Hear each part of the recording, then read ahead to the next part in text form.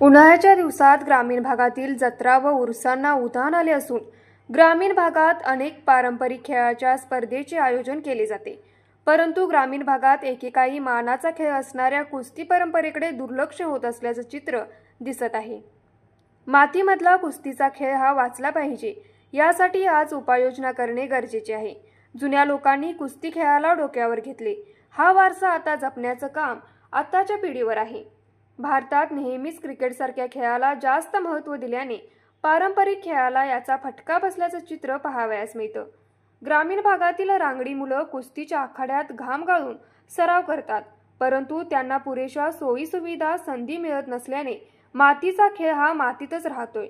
याकडे शासनाने लक्ष देऊन याला इतर खेळाबरोबर स्थान देऊन ग्रामीण भागातील कुस्तीपटूंना प्रोत्साहन देण्याची गरज आहे। कोल्हापूर जिल्ह्यातील ग्रामीण भागाचा विचार केला तर आज हाताच्या बोटावर मोजण्या इतकेच कुस्तीचे आखाडे शिल्लक राहिले आहेत। आखाड्यात तयार होणाऱ्या भविष्यातील कुस्तीपटूंना योग्य प्रशिक्षणासाठी कोणत्याच उपाययोजना दिसत नाहीत। ऑलिम्पिक स्पर्धेत भारताला पदक मिळवून देणारे काशापा जाधव, हिंदकेसरी मारुती माने हे याच मातीतले।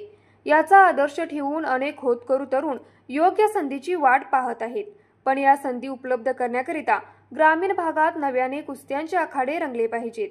केवळ जत्रा यात्राच्या माध्यमातून भवितव्य ठरवून काहीच होणार नाही।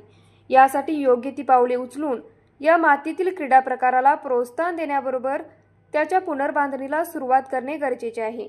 शासनाने ग्रामीण भागातील तमाम कुस्तीगीरांच्या समस्या लक्षात घेऊन अनुदानाची तरतूद व कौशल्य विकासासाठी काहीतरी करण्याची गरज आहे। न्यूज मराठी 24 साठी विनोद शिंगे, कुंभोज। बाळ, फ्रीज मधून श्रीखंड काढ ना। आम्ही पूर्वी घरीच बनवायचो श्रीखंड, त्याची चवच वेगळी होती। आता काय सगळं रेडीमेड। आजी, हे श्रीखंड खाऊन बघ। आज तुझ्या आईनं घरीच बनवलं की काय? हे आहे गोकुळचं श्रीखंड। अगदी जिभेवर रेंगाळणार। जिभेवरच नाही तर मनावरही रेंगाळणार। गोकुळ श्रीखंड, मनावर रेंगाळणार।